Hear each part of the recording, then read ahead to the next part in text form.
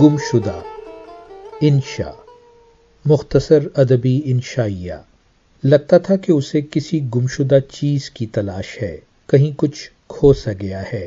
اپنے قد سے کچھ ہی چھوٹا میلا کچیلا تھیلا شانوں پر لٹکائے، ننگے پاؤں، مہینوں سے اندھلے جسم اور کپڑے پہنے، خالی پلاٹوں میں کوڑے کے انبار میں رزق ڈھونڈتے ان 10-12 سالہ بچوں میں ایک وہ بھی تھی، بظاہر ان جیسی، لیکن کچھ تھا جو اسے ان سب سے الگ کرتا تھا۔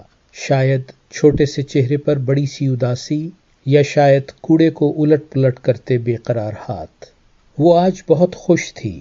پہلے تو گندی گلی کے کونے پر اچانک اسے زپ ٹوٹا ایک نیلے رنگ کا بیگ ملا، اندر ایک ٹوٹی ہوئی پینسل بھی تھی۔ رنگ تقریباً اڑ چکا تھا، مگر ڈیزائن میں بنی ہلکی نیلی دھاریوں والی تتلیاں اب بھی صاف دکھتی تھیں۔ پھر تھوڑی دیر کے بعد کچھ ہی فاصلے پر بڑے سے چھید والا صرف ایک بٹن لگا کتھئی رنگ کا ایک سویٹر۔ اس کی بے چینی بڑھ گئی۔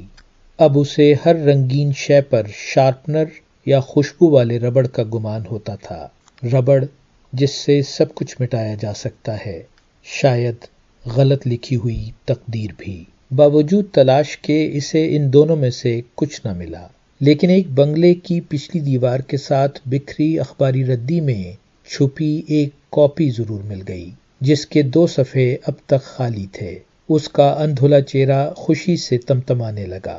وہ مسرور قدموں سے جب کھولی کے قریب پہنچی تو شام ڈھلنے کو تھی۔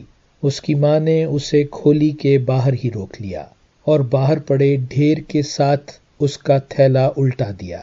پھر ماں غصے سے چلائی، نصیبوں جلی، پھر سے علم غلم لے آئی۔ کتنی بار سمجھایا ہے کہ پلاسٹک اور دھات پکڑا کر کچھ رقم تو ملے۔ وہ کچھ نہ بولی، بس سسکیاں لے لے کر رونے لگی۔ کوڑے کے پہاڑ سے بنی اس بے حس دنیا میں اسے رزق کی نہیں، گمشدہ بچپن کی تلاش تھی۔